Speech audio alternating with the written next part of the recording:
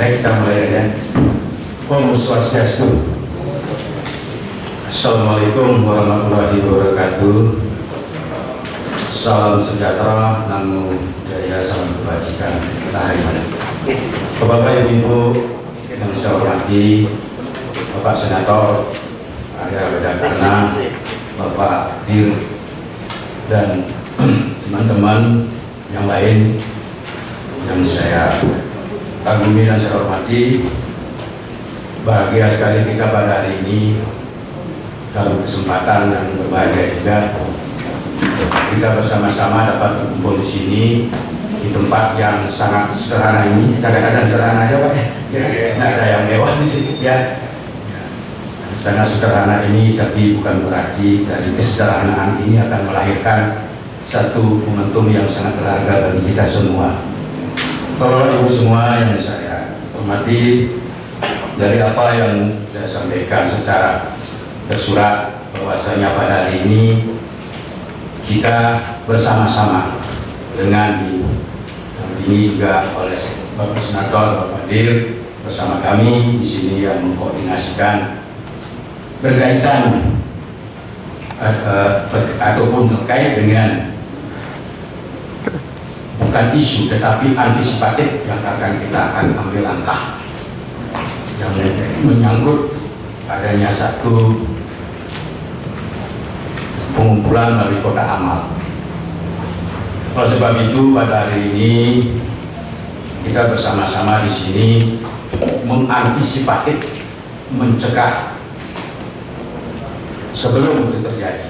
Karena bagaimanapun kita berkomitmen dan kita bersama-sama juga berkeyakinan bahwa hal-hal yang akan merusak ataupun merongrong daripada kesatuan dan kemudian kewibawaan dari pemerintah Republik Indonesia ini melalui berbagai cara kita akan tanggulangi dan kita perangi secara bersama-sama. Pada kesempatan baik ini dengan kita juga akan beliau akan menyampaikan juga dari Senator dan Bapak Dir Polda menyampaikan beberapa hal terkait hal-hal yang saya maksudkan tadi itu. Maka untuk itu kami mohonkan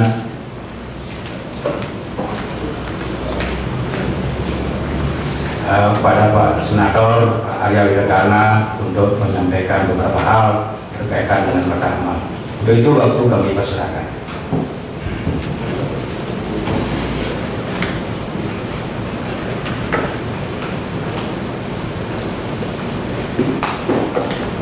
Bapak Ibu sekalian peserta rapat dengar pendapat Komite 1 Bidang Hukum, Politik dan Keamanan Dewan Perwakilan Daerah Republik Indonesia yang sampaikan Panganjari Om Swastiastu. Assalamualaikum warahmatullahi wabarakatuh. Salam sejahtera, Shalom, Om Namo Buddhaya, Rahayu. Kepada tuan rumah Bapak Dewo Mahendra selaku Kepala Dinas Sosial beserta jajaran termasuk juga Dinas Sosial seluruh kabupaten dan kota yang hadir. Kepada Bapak Dir, Bapak Dodi, terima kasih sudah mewakili Bapak Kapolda yang sedianya hadir, yang berkesempatan beserta jajaran dari Polda Bali yang bersepakat hadir sesuai undangan. Juga di sini hadir selain dari Dinas Sosial, juga dari Satpol, dan yang juga saya ucapkan terima kasih ada dari perusahaan-perusahaan minimarket yang ada di Provinsi Bali. Sesuai dengan daftar absen ini ada dari Koko, ada Circle K, ada juga dari Alfamart, ada dari Indomaret, dan juga beberapa yang hadir.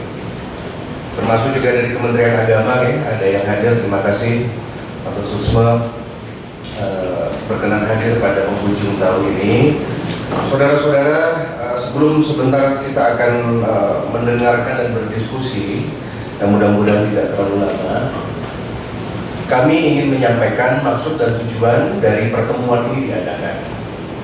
Pertama, karena sesuai dengan tupoksi kami dari 4 orang senator di Bali, saya mendapatkan tugas ada di 3 tempat, yaitu pertama di Komite 1 Bidang Hukum, Politik dan Keamanan. Yang kedua adalah di Panitia Perancang Undang-Undang atau PPUU DPD RI, dan baru saja kami terpilih menjadi wakil pimpinan untuk wakil ketua DPD kelompok MPR RI. Sehingga misi adalah menjaga bagaimana 4 pilar ini, 4 konsensus ini, Pancasila, Undang-Undang Dasar, NKRI dan Bhinneka Tunggal Ika ini bisa dapat benar-benar dilaksanakan dengan sebaik-baiknya. Dan kebetulan di akhir tahun ini, sebagai wujud dukungan dari program pemerintah Bapak Jokowi, karena kita tahu secara politik Bali adalah pendukung dari Bapak Presiden dengan 92% hasil pemilu tahun 2019. Dan saya selaku ketua tim pemenangan Presiden Jokowi dari Front Marhainis, kita tetap all out untuk membantu program-program pemerintah nawacita, termasuk adalah di bidang hukum dan keamanan. Kebetulan rencananya pada bulan Januari, di masa sidang setelah reses pada hari ini, setelah tanggal 4 besok selesai reses, kita akan mengadakan sidang di Jakarta. Salah satunya memang masuk agenda direncanakan dengan Mabes. Dan di sanalah nanti masukan-masukan dari provinsi, dari 34 provinsi akan disampaikan kepada pemerintah pusat. Terakhir, hasil rapat kami dengan Bapak Menko Polhukam, Bapak Prof. Mahfud, dan juga dari beberapa unsur stakeholder hukum, politik, dan keamanan, kami mendapatkan informasi bahwa di masa pandemi ini, laporan dari kabinet itu menyampaikan kalau selama masa pandemi sejak Maret sampai hari ini, itu gerakan-gerakan radikalisme itu masih berjalan. Bahkan intensitasnya itu bertambah. Kita mengapresiasi bagaimana Densus 88 telah bergerak dengan baik. Kita mengapresiasi bagaimana Bapak Kapolri sudah memberikan suatu perhatian walaupun di masa sulit pandemi ini, tetapi ada prestasi-prestasi yang wajib kita apresiasi dari Senayan. Misalkan dengan tertangkapnya dari aktor-aktor intelektual terkait dengan masalah bom Meriet, bom Bali, dan lain sebagainya yang sudah 8 tahun buron seperti bagaimana diberitakan. Yang mengagetkan adalah ternyata Bali, menurut data yang kami dapat ketika kami beracara di ibu kota, Bali ini menjadi salah satu tempat untuk mengumpulkan dana.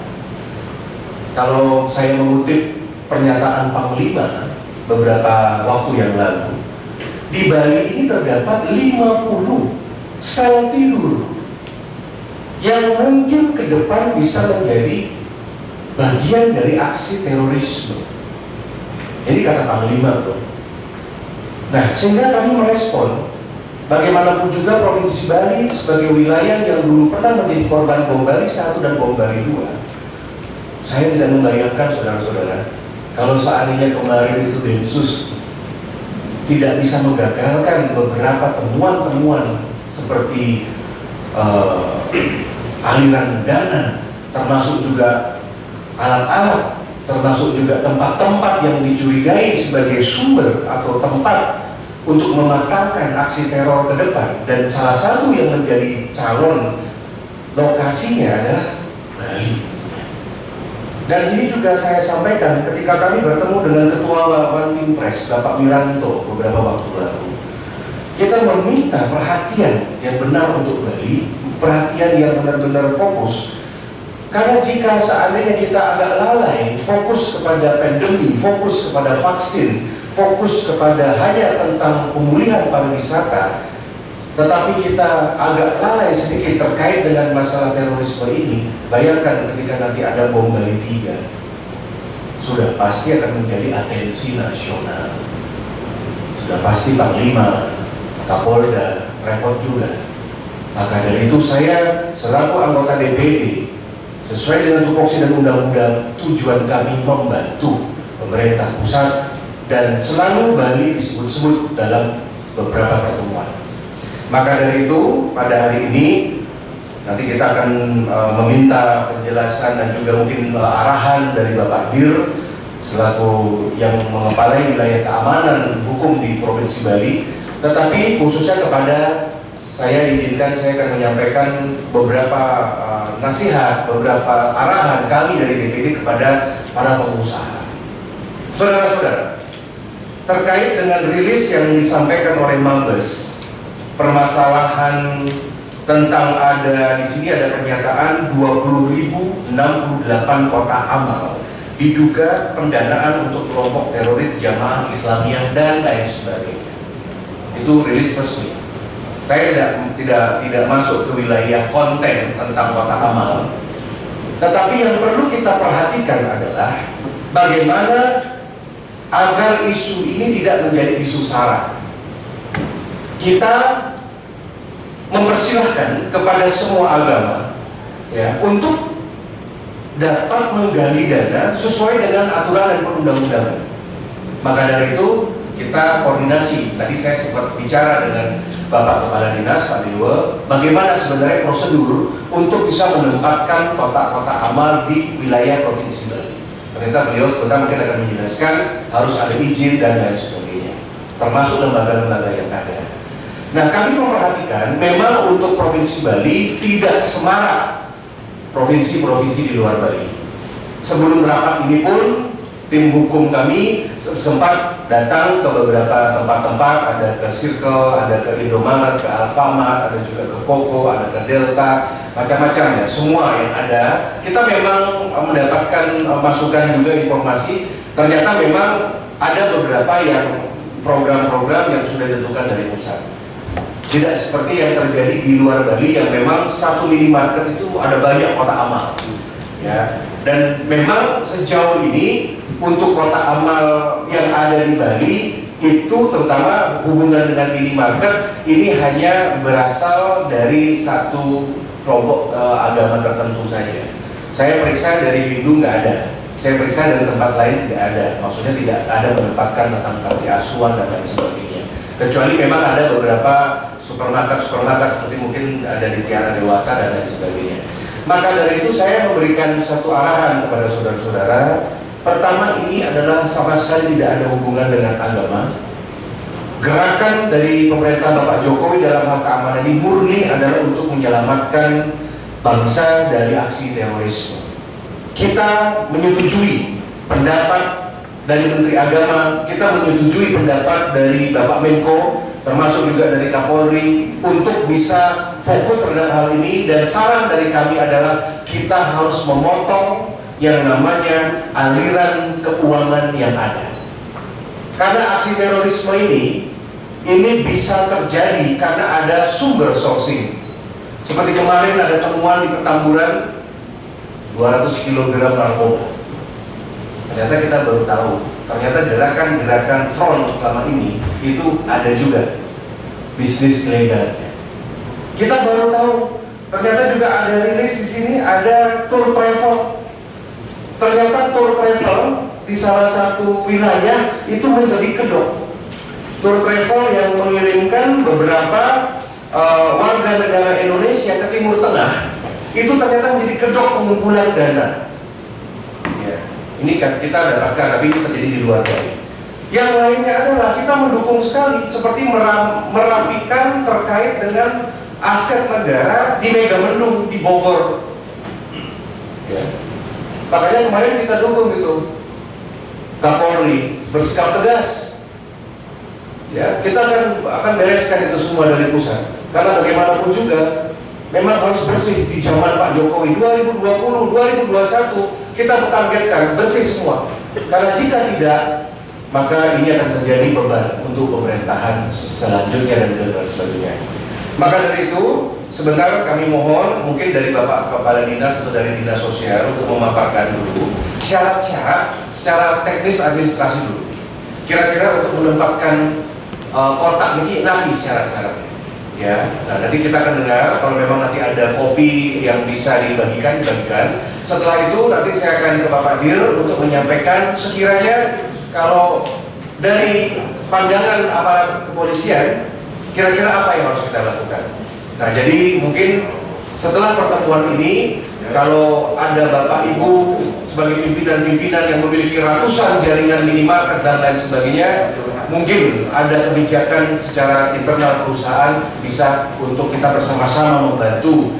Tidak bermaksud untuk menolak, tetapi meminta siapapun lembaga-lembaga yang ingin untuk mengadakan kotak amal, mohon untuk mengikuti syarat-syarat baik itu secara hukum maupun secara administrasi pemerintahan. Saya rasa demikian secara umum. Saya serahkan langsung nanti kepada Bapak Kadis untuk poin napi-napi yang diperlukan, dan mungkin kalau ada sanksi dan lain sebagainya, dan kemudian nanti berlanjut ke Bapak Dir, selanjutnya nanti kepada saudara-saudara terutama pengusaha yang ingin nanti mempertanyakan atau ada pertanyaan, kami persilakan. Oke, untuk itu kepada dari Dewa Haji silakan untuk menyampaikan napi yang perlu disampaikan terkait dengan syarat sesuai dengan aturan perundang-undangan. Kadis.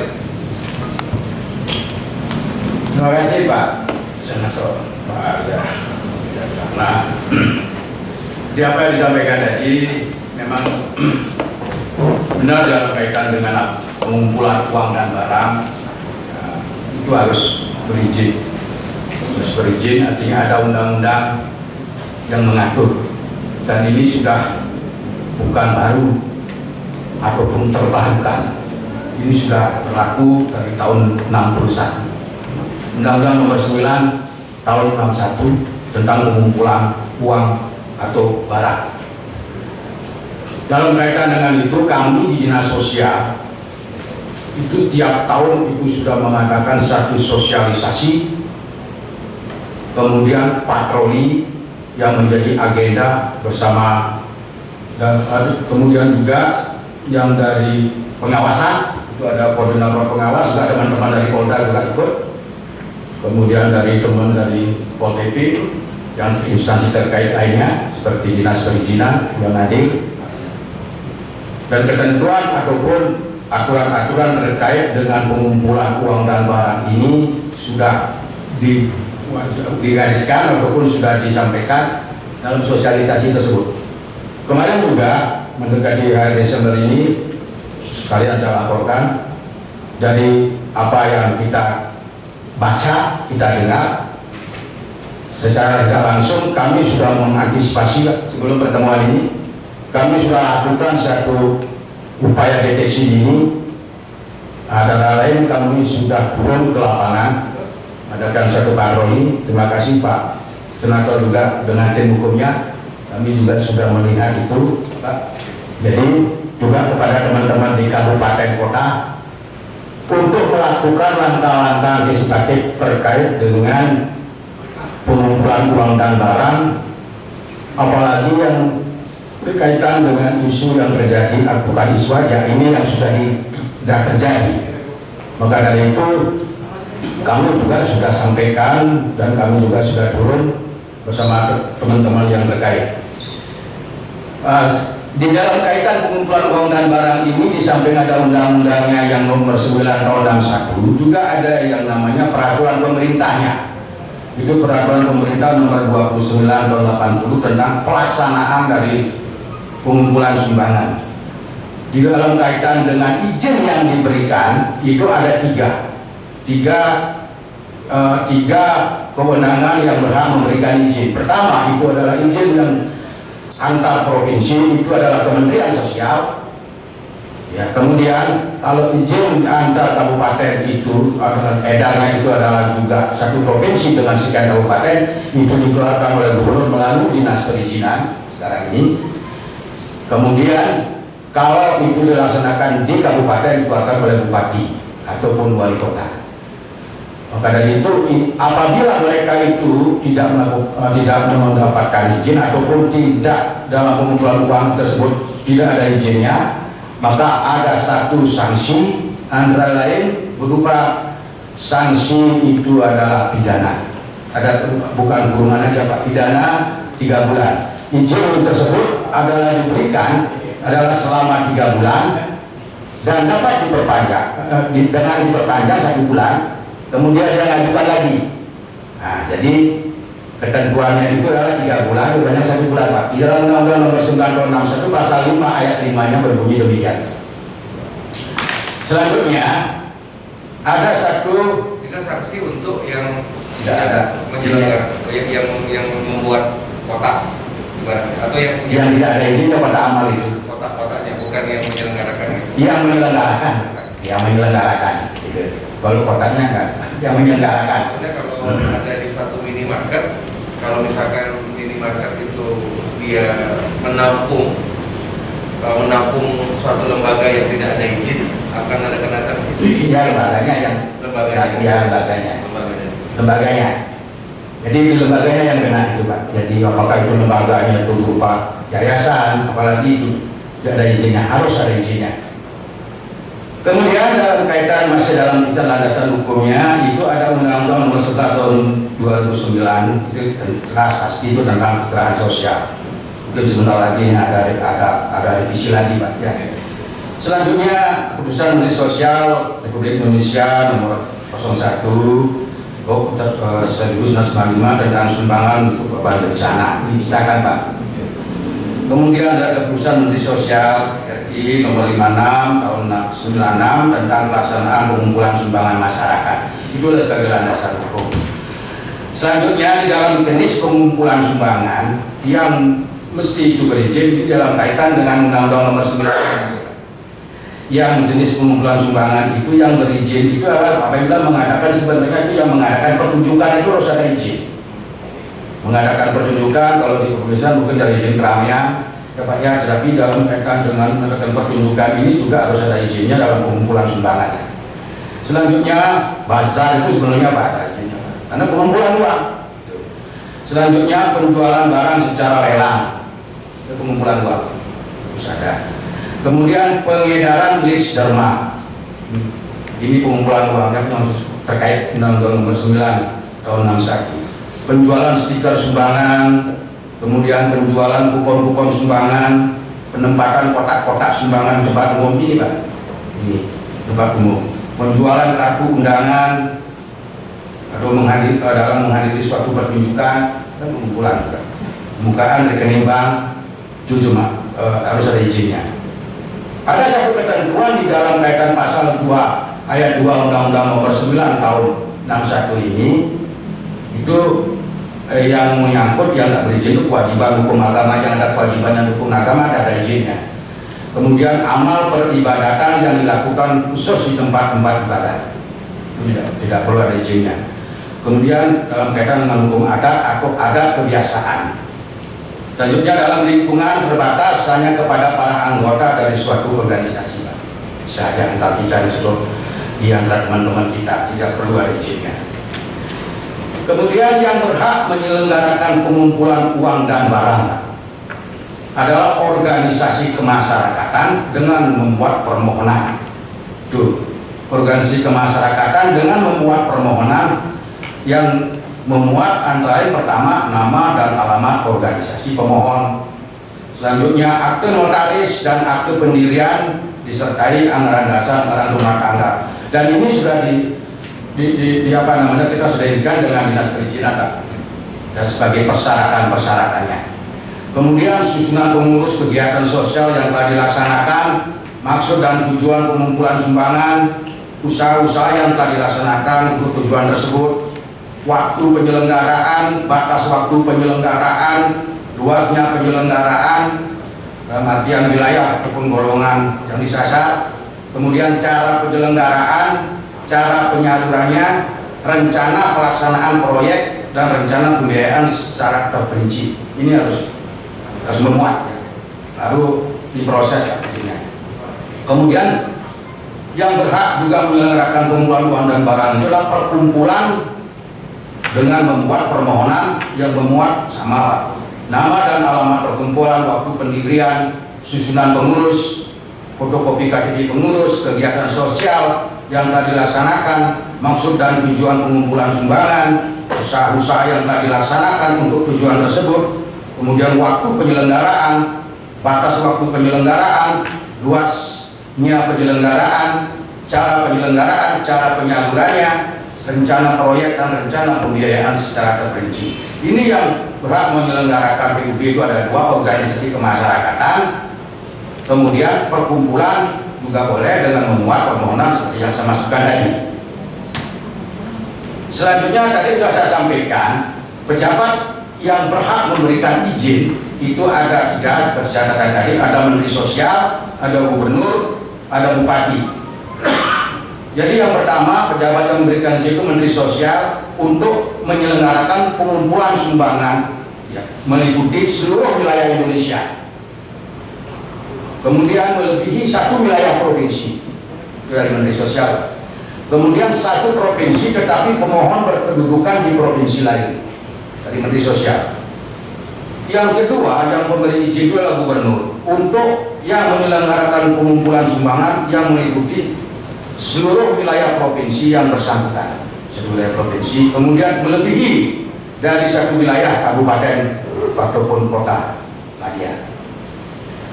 Selanjutnya pemberi izin, pejabat yang memberi izin itu adalah Bupati, yaitu untuk yang menyelenggarakan pengumpulan sumbangan yang meliputi tingkat kabupaten yang bersangkutan saja. Kalau satu kabupaten itu pejabat yang memberi izinnya. Nah, kewajiban dari penyelenggara itu pertama penggunaan hasil sumbangan sesuai dengan surat keputusan izin yang ditetapkan. Karena di dalam izin itu ditentukan, Pak, ya, untuk apa itu sumbangannya, untuk bukan sosial apa. Nah, kemudian yang kedua, penggunaan hasil harus diinformasikan sumber dananya kepada masyarakat. Informasikan sumber dananya. Apakah itu dipublikasikan, gitu kan.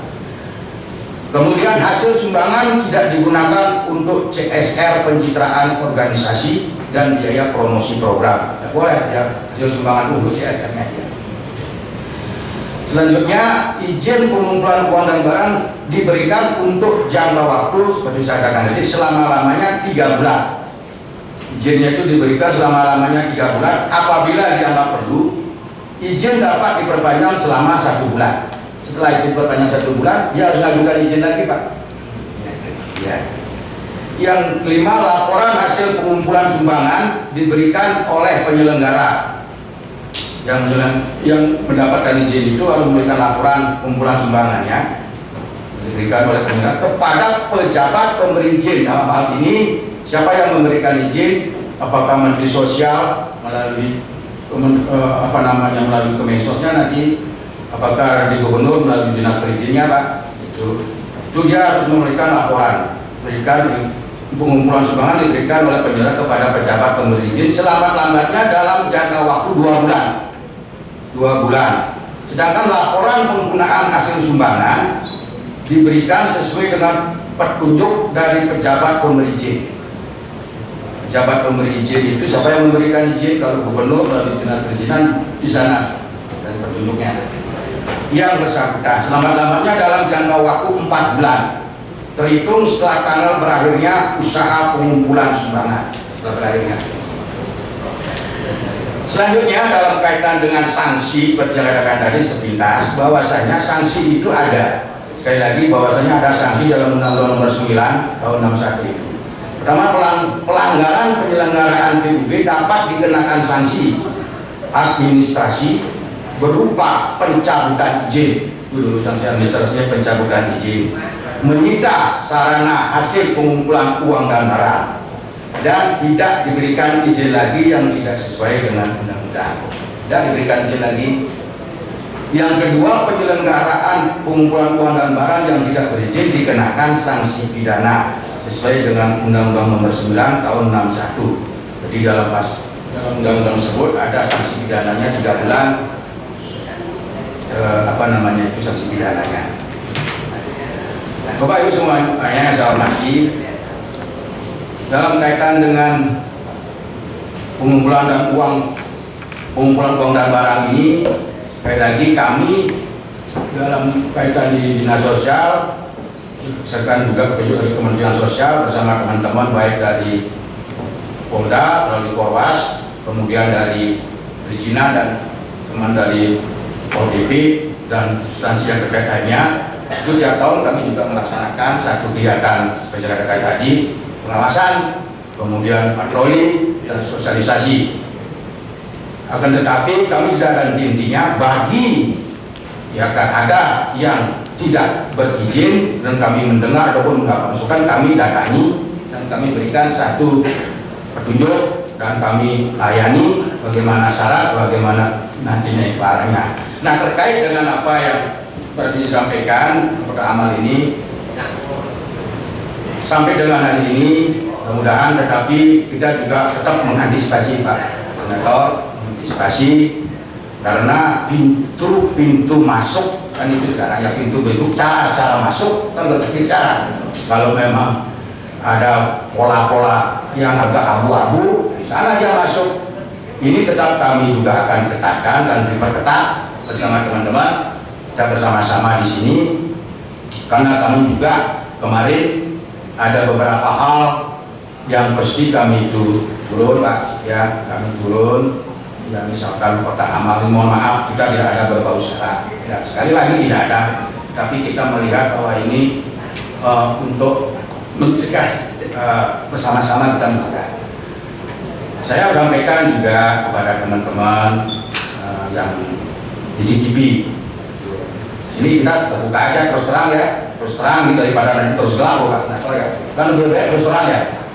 Ada kementerian dari Kementerian Agama Bulan Negara ya, itu ada di tukang syukur itu kan.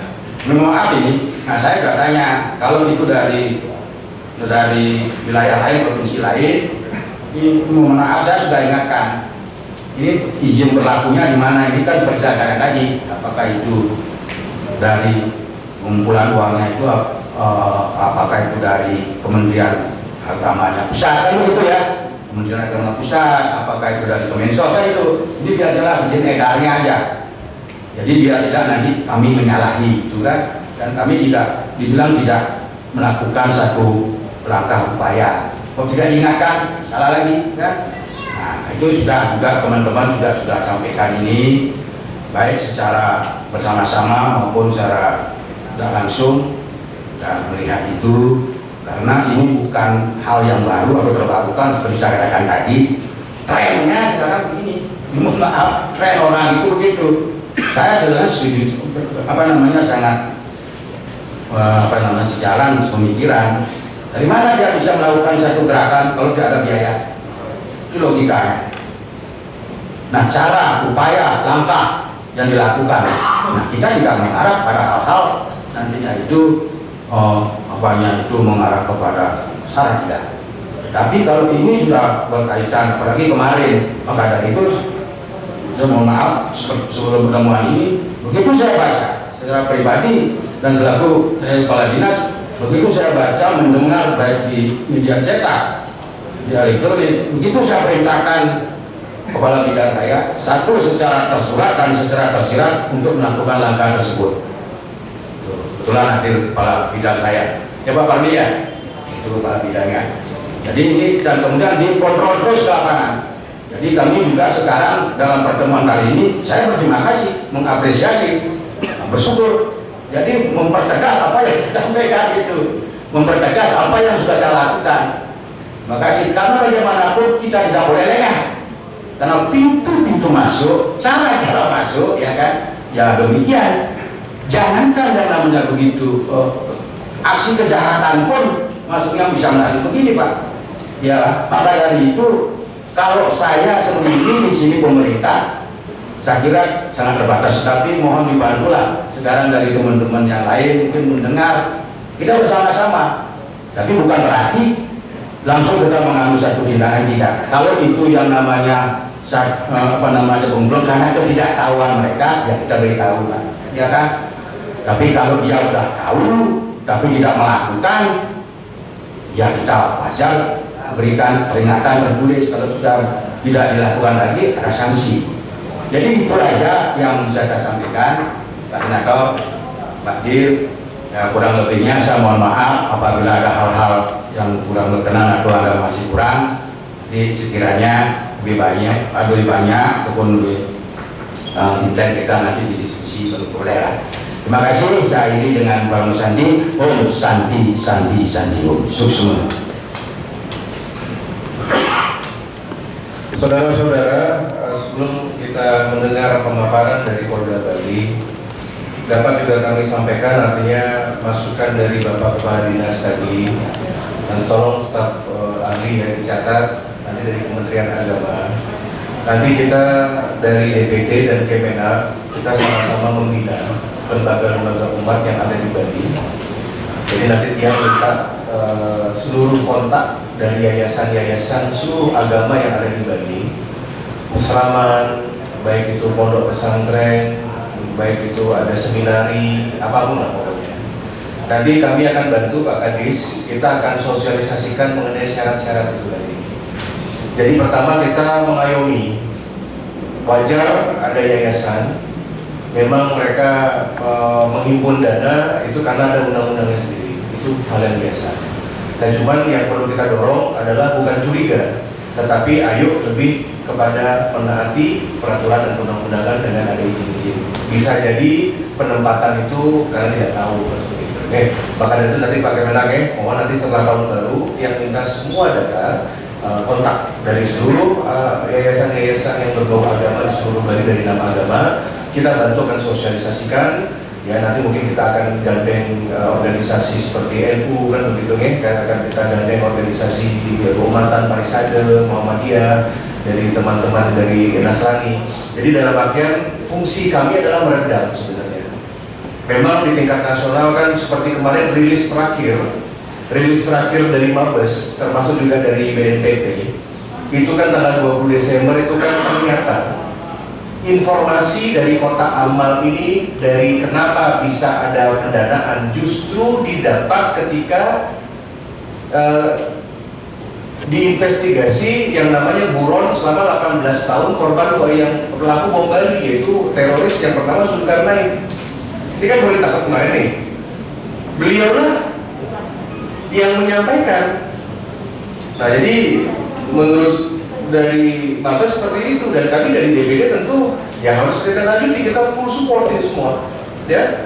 Kita punya full support, BNPT, Mabes, Densus, kita full support. Pokoknya yang lain-lain nggak usah deh, termasuk kemarin itu ada yang coba mau ganggu-ganggu yang namanya masalah mau dibawa ke Komnas HAM, masalah ada tragedi di kilometer 50 yang sudah menjadi bahan bahasan kami. Pokoknya dari Bali sampaikan nggak usah dipersulit, nggak usah sampai mau nanti dari internasional, dari organisasi HAM internasional turun tangan, kita jaga gawang. Makanya saya setuju sekali Bapak Mahfud MD, beliau juga sebagai Kompolnas sudah mengunci tidak ada yang namanya tim pencari fakta. Bali backup. Kalau sudah urusan keamanan, kemudian kemarin juga terkait dengan masalah penutupan permanen kilometer 50 di jalan tol, kita setuju. Tutup aja sudah jasa marga. Biar nggak nanti dijadikan tempat ajang seremoni di sana. Ya, makanya kita kunci. Kita berharap ini minggu pertama Januari selesai masalah ini. Ya, kemarin juga dengan pencabutan saksi-saksi dari 6 keluarga yang kemarin yang diduga itu, ya, yang tewas, kita sudah dukung juga semua. Pokoknya lakukan apapun juga. TNI, Polri, kita dukung benar-benar seperti ini. Maka dari itu sebenarnya sumber-sumber seperti ini justru itu sumbernya dari DPO. Ya, dan mungkin sebelum ke Pak Dir, kami mengcluster ya dari mengcluster ada 5 wilayah sebenarnya yang sudah masuk zona merah. Zona merah dari jumlah potensi, saya bicara potensi dari sumbangan ini. Ya, pertama itu yang masuk zona itu adalah tentu daerah yang paling banyak wisatawannya itu Badung. Bayangkan saudara-saudara, di Bali ini penduduknya cuma 4,2 juta, turisnya 8 juta. 8 juta turis ini pasti akan belanja ke minimarket, pasti mereka kan ingin convenience store. Nah, kemarin itu ada temuan, ada petugas di minimarket ini yang memang menawarkan kepada customer pengganti uang 100 perak, 200 perak Saya nggak tahu ini melanggar undang-undang atau tidak gitu ya. Seharusnya kan diganti dengan uang atau mungkin dengan barang. Tapi ada penawaran, Bapak Ibu mau nggak kita sumbangin otomatis. Dan untuk tidak lengah juga dari Pak Dinas dan juga dari kepolisian, ada dua sistem pengumpulan dana ini. Pertama lewat kotak amal, yang nomor dua lewat pembayaran langsung. Ini yang perlu diperiksa, mungkin dari cyber nanti. Kalau misalkan supermarket yang sudah punya jaringan nasional, itu biasanya mereka nggak ada kotak. Ya, kecuali memang di daerah itu misalkan ya. Tetapi mereka langsung di scan itu lewat pembayaran. Mau nggak ini ada satu amal sekian rupiah? Dan itu perlu, nanti itu urusannya ke PPATK itu. Nah, nanti kita bisa bersurat PPATK, nanti kita backup. Saya harus berikan masukan juga ke Mabes bahwa jangan fokus kepada kotak-kotak amal yang manual-manual itu, tetapi ada pola pembayaran dengan barcode gitu loh. Nah, itu juga perlu jadi masukan. Nah, kalau di Bali sepertinya lebih banyak yang seperti itu. Ya, kalau kotak amal yang biasa-biasa mungkin karena dari segi rupanya mungkin udah gak nyambung sama bentuk ini. Jadi bayangkan saja ada 12 juta orang sebelum pandemi yang berpotensi menyumbang. Kita ini kan butuh data tentang amount, tentang jumlahnya berapa sih? Apakah bisa mencapai ratusan miliar misalkan? Bisa jadi loh. 8 juta dikalikan 100 ribu perak misalkan. Ini harus ada angka. Nah, sekarang kan tinggal linkages-nya kita sambungkan. Yang mengirimkan LPJ pertanggungjawabannya siapa? Karena dalam undang-undang yayasan, kalau seandainya ada badan sudah berbadan hukum yayasan, mereka hanya akan melaporkan keuangannya kepada Direktorat Pajak setiap tahun. Tidak ada kewajiban kecuali misalkan dari polisi yang minta, baru boleh. Ya, seperti kantor pun kita, tapi itu kan case by case. Makanya itu yang tugas kami agar agak nyambung sedikit laporan ini. Selain Bandung, yang kami anggapnya ada 5 kabupaten, Jembrane, Beleleng, Denpasar, dan Gianyar. Nah, kalau Jembrane agak marak ini, karena tadi seperti kata Bapak Kadis, tidak saja di minimarket, tetapi juga ada misalkan di tukang cukur misalkan.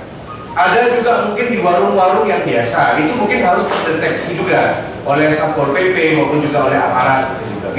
Jadi sebenarnya pusat transaksi keuangan Bali ini kan adanya sebenarnya di Denpasar dan di Bandung sebenarnya, yang marak minimarketnya. Kalau yang lain-lain saya rasa tidak begitu. Nah, maka dari itu sebentar nanti kita mau jadi perhatian untuk 3-4 kabupaten lain masih relatif aman. Bangli, Klungkung, Karangasem, itu Tabanan itu masih relatif aman. Tetapi yang kita lihat dari padatnya pariwisata. Kenapa Jembrane kita masukkan?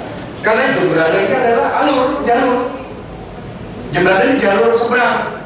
Nah, kita tahu kan apapun yang terjadi, Jembrane ada satu potensi di sana untuk mengamankan pintu masuk Bali. Nah, kalau Buleleng di sana karena jalur juga, jalur utara Bali, dari Buleleng menuju ke Karangasem ke pelabuhan seperti itu. Nah, itu masukan tambahan dari kami. Silakan dari Bapak Dir untuk bisa menyampaikan apa yang informasi-informasi dan kebijakan mungkin yang secara internal dari kepolisian yang patut kita ketahui. Kami silakan. Terima kasih atas waktu yang diberikan.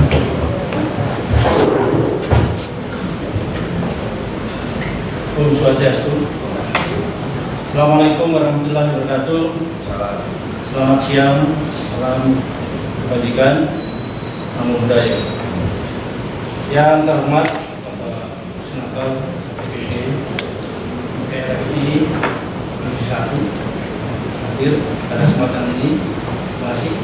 Dan kami hormati Bapak Kadis Inspeksi.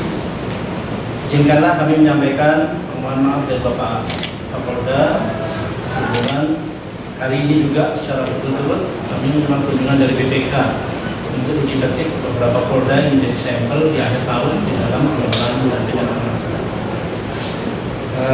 Beliau tadi menyampaikan kami sebenarnya permintaan maaf dan akan berjumpa pada momen berikutnya. Kami hadir dalam kapasitas mewakili Bapak Kapolda selaku Dirkrimum Polda Bali dan didampingi oleh Wadir Intel Polda Bali yang saya hormati peserta rapat yang saya muliakan. Dalam kesempatan ini terima kasih tadi ada beberapa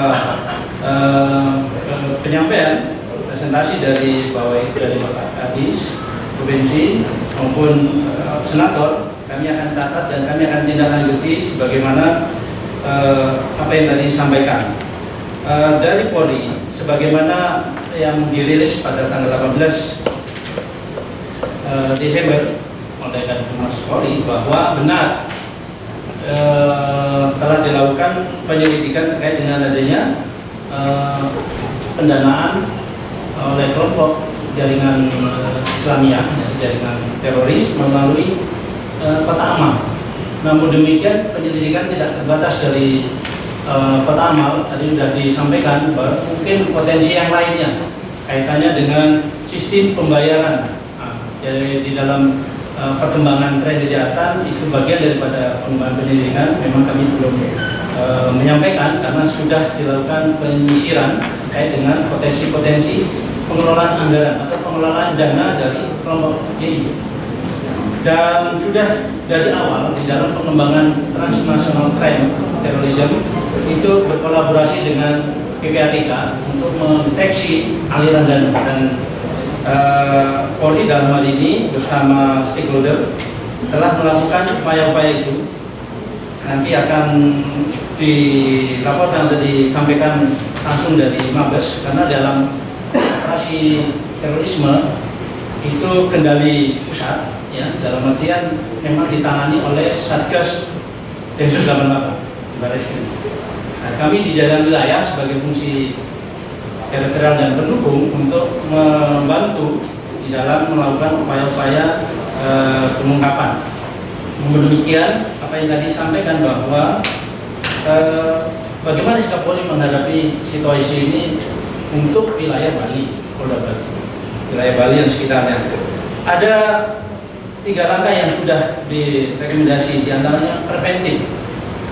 Kami di jajaran kepolisian bersama stakeholder unsur terkait setiap bulan dan minggu berdasarkan peningkatan tren kejahatan sering melakukan rapat koordinasi, baik itu di tingkat Polda maupun di tingkat Polresta dan Polres jajaran melalui rekan-rekan yang ada di wilayah. Di antaranya preventif, yaitu operasi rutin yang ditingkatkan, apalagi masuk di penghujung tahun ini kami menggelar operasi rutin yaitu KRDD, kegiatan rutin yang ditingkatkan dengan sasaran diantaranya masih masalah terorisme sebagai bagian daripada isu yang terus mengganggu stabilitas nasional. Ini kami selenggarakan, tiap hari kami melakukan patroli gabungan dengan Satpol PP, dengan Satgas Gotong Royong, semua kita gelar sesuai dengan perintah Bapak Kapolda dan Bapak Panglima. Itu kita menggelar operasi rutin yang ditingkatkan. Kemudian juga langkah preemptif bersama stakeholder juga melakukan upaya-upaya baik itu penyuluhan secara terus-menerus untuk daerah-daerah yang rawan. Berdasarkan beberapa penindakan dari tim Densus wilayah Bali, ada 2 tersangka yang telah diamankan. Kenapa tidak? Artinya tidak harus diekspos. Artinya Bali punya karakter yang berbeda, sensitif terhadap bom Bali 1, bom Bali 2, sehingga upaya kita untuk menekan, meminimalisir, mencegah itu sudah diupayakan oleh tim Satgas Densus 88 Bali dan ditangkapnya di luar Bali. Jadi memang itu metode untuk mencegah agar keamanan, kedamaian dan ketentraman di wilayah Bali betul-betul terjaga. Mengingat Bali sebagai ikon dunia, itu salah satu upaya-upaya. Kemudian tadi melakukan kegiatan penyuluhan secara bersama dengan masyarakat desa adat, kearifan lokal. Nah, itu kami terus melakukan dengan program BIMAS menyentuh masyarakat. Kemudian represif. Tadi di dalam penindakan transnational crime khususnya terorisme memang kendali Mabes. Jadi kami di wilayah sebagai fungsi pendukung di sini Densus 88, Satgas BNPT dan operasi gabungan wilayah sesuai dengan ancaman gangguan seperti di wilayah Sulawesi Tengah itu operasi Tinombala gabungan untuk wilayah Bali, tatarannya baru melakukan pendeteksian terhadap ancaman terorisme bersama-sama dengan Satgas Preventif dari BNPT dan dari pemerintah daerah setempat. Kemudian di dalam yang tadi saya sampaikan, operasi terpusat yang terus berlangsung sampai saat ini, sampai diperpanjang juga sesuai dengan maklumat Bapak Kapolri. Terakhir, operasi Amanusa 2 terkait dengan tadi masalah penyebaran, pencegahan penyebaran pandemi COVID yang berlanjut pada bantuan sosial pada masyarakat karena akibat daripada melemahnya ekonomi. Kemudian operasi Amanusa 3 khusus terhadap kelompok radikal dan terorisme ini dikhususkan, dan kami terus melakukan upaya-upaya baik itu preventif dan represif. Kemudian operasi rutin tadi sebagai bentuk ada upaya secara terus-menerus dan berkelanjutan terkait dengan isu masalah terorisme. Terkait dengan perkembangan tadi disampaikan bagaimana upaya kita mencegah, apakah di wilayah Bali sudah ada indikasi tadi penggunaan kotak amal untuk kelompok. Sampai saat ini hasil koordinasi dengan Satgas Wil Densus 88 untuk wilayah Bali belum terbentuk struktur dari salah satu kelompok teroris. Itu salah satu deteksi awal, sehingga pengelolaan anggaran atau pengelolaan kotak amal masih dalam penyelidikan pendalaman. Terima kasih tadi mungkin juga mengikuti tren, jadi melalui pembayaran virtual atau pemotongan langsung pada saat pembayaran di minimarket, rumah makan, warung. Nah ini memang mulai ada kotak-kotak amal. Kami juga akan berkoordinasi dengan Dinas Sosial dan Departemen Agama untuk mengecek, karena harus tercatat alamat identitas itu Bapak. Jadi kami akan melakukan profiling terhadap data-data tersebut ya, bersama sehingga tidak menimbulkan semacam kecurigaan. Agar hal ini kita semangati dengan pendekatan kearifan lokal di Bali, mengutamakan pemeliharaan kedamaian untuk semua golongan. Kami berupaya nanti akan mengangkat ke fokus group discussion di tingkat provinsi. Nanti mohon kiranya diagendakan di awal tahun bagaimana bentuk dari yang tadi disampaikan oleh Bapak Senator untuk tindakan-tindakan merespon, sehingga tidak lanjut menimbulkan sesuatu yang justru menjadi kecurigaan yang tinggi. Ini yang kami akan upayakan. Kemudian tadi untuk zona merah, mungkin Bapak, kami akan mencermati apakah daerah itu banyak sekali kota amal yang disebar. Kami upayakan secara maksimal di Badung, Buleleng, Jemberana, Denpasar, dan Gianyar. Terima kasih. Kemudian untuk melihat persoalan ini, menurut saya ada 3 yang perlu ditindaklanjuti. Pertama, regulasi. Tadi memang dengan sistem pembayaran sekarang yang ada virtual dan sebagainya, mungkin perlu ada revisi terhadap undang-undang itu sebagai payung hukumnya sehingga termonitor pengalokasian dana itu kemana larinya. Kemudian sosialisasi kaitannya dengan informasi yang ada di wilayah lain, berpotensi juga mungkin terjadi di Bali, karena Bali adalah madu, artinya sesuatu akan terjadi semuanya di sini. Manakala kelemahan-kelemahan deteksi pencegahan kita di lapangan. Oleh sebab itu dengan mengedepankan program sosialisasi, kiranya mungkin sekaligus mengajak stakeholder dan masyarakat untuk meningkatkan kewaspadaan terkait dengan kelompok-kelompok radikal yang ada di sekitarnya dan pengelolaan anggaran yang tidak jelas peruntukannya dengan identitas yang disamarkan. Kemudian 3, potensi pemanfaatan dana secara ilegal ini, Polri dan stakeholder di tingkat Mabes sudah berkolaborasi dengan PPATK dengan beberapa kejadian-kejadian yang sebelumnya kita akan sampaikan kepada pimpinan untuk terus termonitor, sehingga untuk jajaran wilayah sampai saat ini Bapak koordinasi dengan Satgas Wil Densus 88 dan dari Bareskrim, kami belum mendapatkan petunjuk lebih lanjut untuk melakukan aksi tindakan di lapangan, namun kami berusaha bersama stakeholder melakukan tindakan preventif dan reaktif agar tidak menimbulkan kegaduhan pada saat nanti kita turun untuk melakukan pengecekan. Mungkin nanti dari Dinas Sosial dan dari Kementerian Agama ada checklist semacam kontrol bersama kami Satgas preventif untuk mengecek di lapangan sesuai dengan informasi itu, sehingga tidak menimbulkan pertanyaan-pertanyaan yang mudah. Jadi kami sampaikan di forum ini. Kemudian terkait dengan izin informasi sel tidur, ya karena kami dari Mabes Polri belum dapat perkembangan yang update, kami juga akan sampaikan manakala ada perkembangan update terkait dengan dinamika kelompok-kelompok sel tidur yang sebagaimana yang tadi disampaikan, kami akan merespon dan akan melakukan upaya-upaya koordinasi bagaimana memonitor perkembangan mereka di wilayah Bali. Kemudian juga sementara itu dari arahan Bapak Kapolda, fokus daripada mengantisipasi maraknya atau terjadi di wilayah lain bukan berarti tidak terjadi di wilayah kita, namun demikian kami mengambil sisi positifnya. Mungkin pada kesempatan ini di awal tahun nanti ada upaya kita segera merespon untuk melakukan pengecekan di lapangan secara bersama-sama sehingga regulasi maupun data itu lebih update dan bisa dipercaya. Saya rasa demikian. Mungkin dari Pak Wadid ada yang disampaikan? Oke.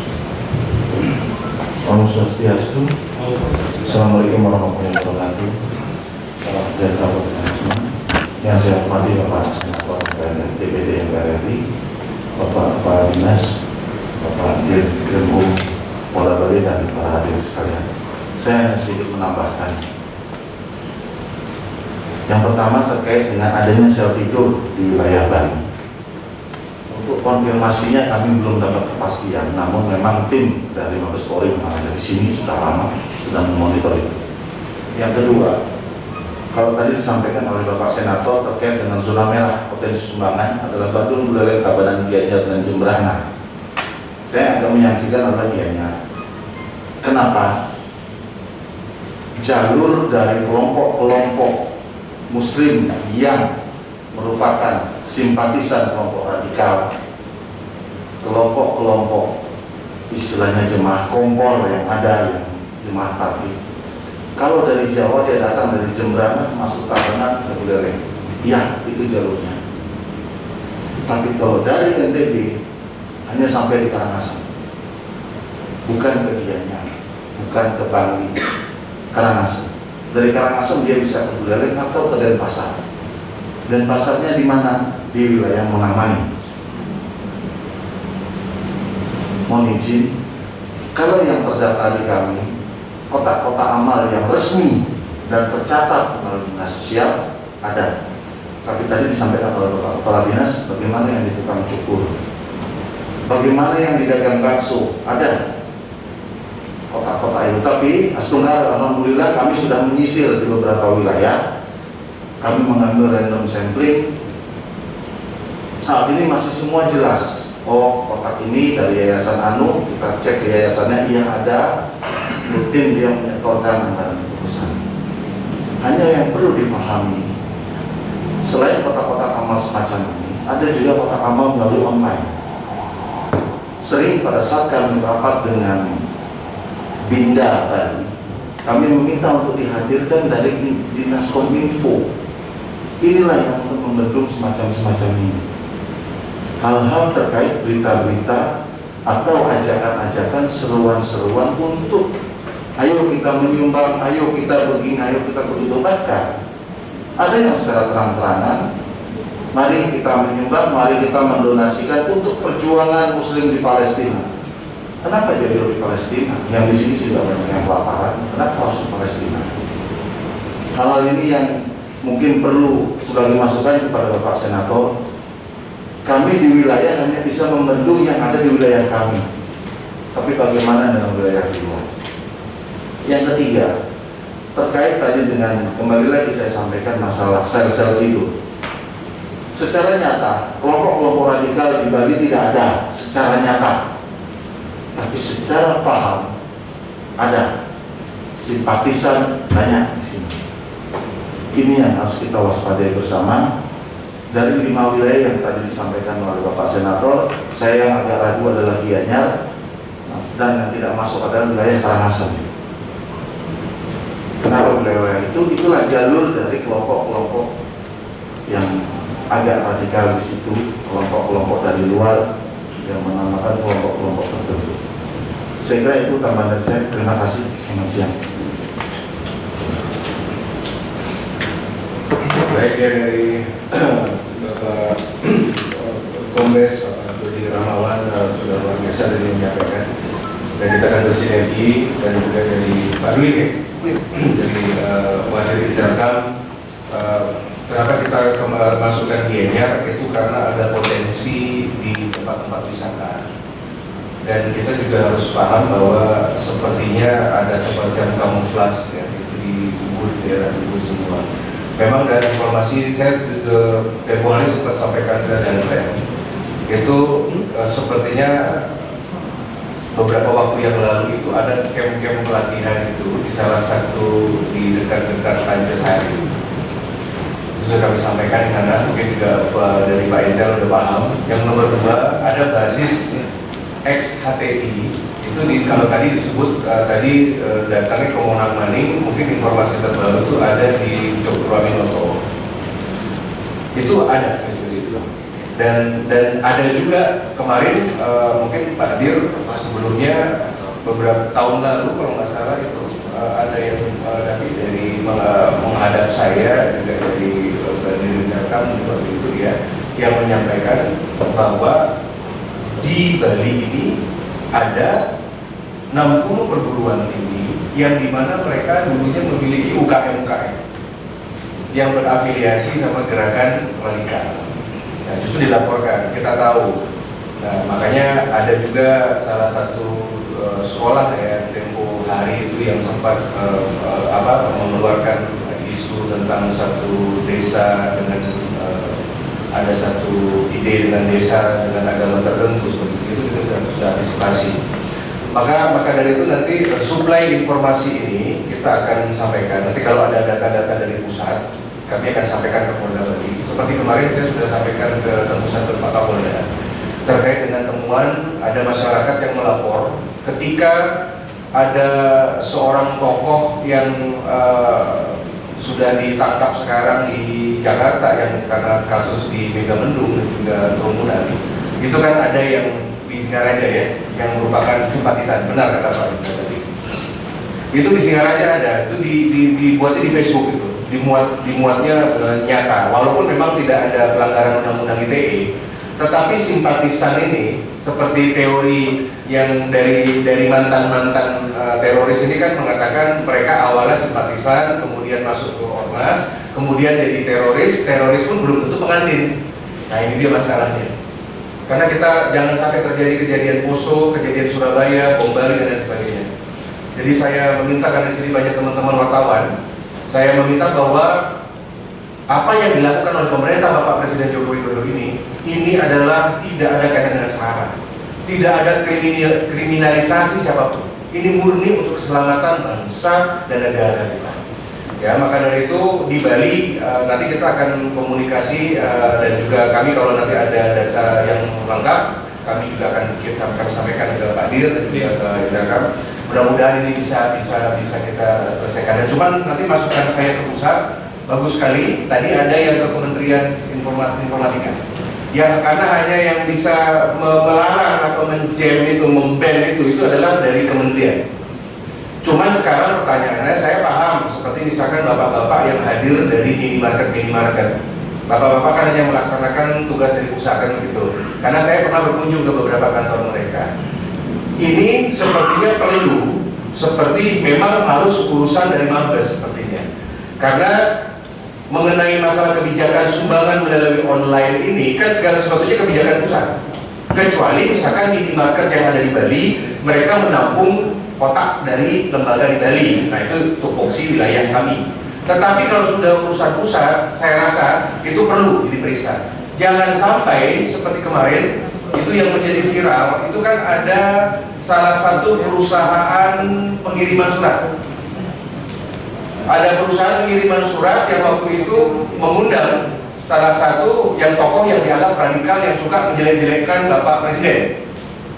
Dan itu kita gerak, di pusat gerak itu semua. Gerak aja, biarin aja sekalian aja begitu. Ya kita ketahuan semua, ini ketahuan nih. Kalau di Bali kata Pak Wadir tadi mungkin itunya ya, kalau dari Intel tadi memang tidak kelihatan. Kalau di luar udah kelihatan bener, sekalian aja kelihatan bener seperti itu ya. Jadi kita ingin beres, target 2021 beres semua ya. Maka dari itu suplai informasi, terima kasih, kita saling melengkapi. Karena masa mungkin akan saya bisa masukkan. Tapi tadi pertimbangan Pak Dwi tadi ke Gianyar itu karena potensinya banyak. Dan di Gianyar itu banyak minimarket yang berasal dari Gianyar. Maksudnya ya, seperti Delta, seperti itu kan Gianyar itu, toko Gianyar, banyak itu. Seperti kalau Koko dari mana ya, Karangasem ya, Semeton gitu ya, itu kita juga tuh dari Bali, gitu. Itu bagian bisa. Ya, jadi tapi yang berjaringan seperti Indomaret, Alfamart, seperti Circle K yang ada di seluruh Indonesia jaringan, itulah yang perlu kami bawa ke pusat nanti pada saat sidang di Jakarta. Urusannya sama direktur di sana, gitu ya. Kita akan dorong dan saya yakin usulan dari kita yang dihadiri oleh Pak Dir, Pak Kadis semua ini, Jakarta selalu mendengar. Bapak Ibu harus tahu, senator ini kan sejajar sama presiden, menurut undang-undang. Jadi kalau kami Bali ini walaupun minoritas, cuma 4 orang senatornya, DPR-nya cuma 9, tapi suara kita didengar, suara komisi dan komite, karena Bali ini favorit. Kalau saya rapat-rapat sama menteri, sama panglima, sama kapolri semua, itu selalu pasti ditanya, gimana Aceh, gimana Bali, gimana Papua? 3 wilayah ini parameter. Makanya kita berusaha sekali diredam. Jangan sampai ini benar tadi, seperti tadi penanganan 2 tersangka misalkan, Densus 88 untuk Bali sudah menangkap di luar. Kita dukung, memang ada yang mana harus diredam, mana yang harus diekspos. Itu yang penting sekali. Tetapi tugas saya dengan Pak Margo Pastika, dengan Pak Agung, dengan Pak Bambang, ini meredam. Karena kami kan bukan partai. Kalau kami ngomong, semua orang terima di Bali. Kalau AWK ngomong, semua dong, ngerti. Karena tidak ada partai. Nah, inilah yang kita manfaatkan untuk dapat meredam dan membantu. Yang penting Bali gak gaduh aja. Makanya saya senang sekali kemarin dari Polda sudah mengumpulkan owner atau manajemen online di berita online ya. Saya dapat laporan bagus. Karena sumber di sana sekarang tuh nggak ada orang baca koran, Pak. Orang udah nggak ada waktu. Baca koran, nonton TV itu udah nggak ada waktu. Sekarang perusahaan semua alokasi iklannya adalah ke media sosial. Ini mumpung masih diatur. Cuman di zaman Bapak Dir sebelumnya, Bapak Kapolda sebelumnya, saya pernah usulkan waktu itu bahwa harus ada memang satu asosiasi untuk media online ini untuk tidak menyebarkan berita hoax. Ini penting sekali karena asosiasi ini tampaknya banyak yang belum masuk ke PWI. Kemarin saya sudah ketemu dengan PWI dan juga Dewan Pers. Ada syarat media online itu memang harus menjadi salah satu yang disarankan, dihimbau masuk ke dalam asosiasi resmi. Salah satunya adalah PWI, ada asosiasinya. Ya, yang sudah secara nasional sudah kemarin bergabung. Cuman yang di Bali, karena banyak kawan-kawan juga yang punya, saya masih periksa, kok ini nggak masuk, nggak ada satu legal standingnya. Maka dari itu kita menyarankan ke depan, memang apalagi dari kata dari Bapak Prof Mahfud, beliau memberikan statement akhir tahun 2021 mengenai masalah cyber, polisi cyber akan diaktifkan secara maksimal. Saya setuju. Ya, nanti ada perubahan anggaran. Pokoknya kalau sudah Mabes Polri, sudah Panglima TNI, Mabes TNI, kalau sudah minta anggaran, udah ibaratnya udah nggak berseri deh, kita setuju deh. Urusannya adalah tentang urusan masalah keamanan kita, begitu ya. Jadi kita paham sekali situasi ini. Maka dari itu nanti beberapa masukan kita akan simpulkan di akhir acara. Baik Bapak Ibu, kita masih ada waktu kurang lebih 30 menit. Ya, saya akan berikan kesempatan adil saja kepada ini. Pertama kita berikan kesempatan kepada pengusaha dulu untuk bisa menyampaikan apa masukan kepada kami. Mungkin masing-masing 3 menit, 5 menit. Setelah itu dari Kementerian Agama, dari Satpol PP, dari Pak Satpol PP juga kita berikan, dan juga dari Ibu Dinas Perizinan, terpadu kita berikan informasi kesempatan. Dan untuk yang lainnya, kalau ada pertanyaan, mungkin nanti setelah acara ini ditutup bisa dari Bapak Ibu wartawan bisa menanyakan kepada kami di sini. Saya berikan kesempatan sesuai dengan daftar hadir. Dari Koko ada? Ya, ada masukan atau pertanyaan? Abul, oke, silakan. Dari silakan, oke? Ya, silakan. Ada. Setelah itu untuk Alfamart ya. Yes. Ketemu Pak AWK atas undangannya, Pak Kadis Sosial atas undangannya juga, karena saya di kantor ada dapat buah surat ya dari DPD sama Pak Kadis juga. Kembali ke pokok inti permasalahan yang dibahas hari ini adalah terkait dugaan kotak amal ya minimarket untuk danai aksi terorisme.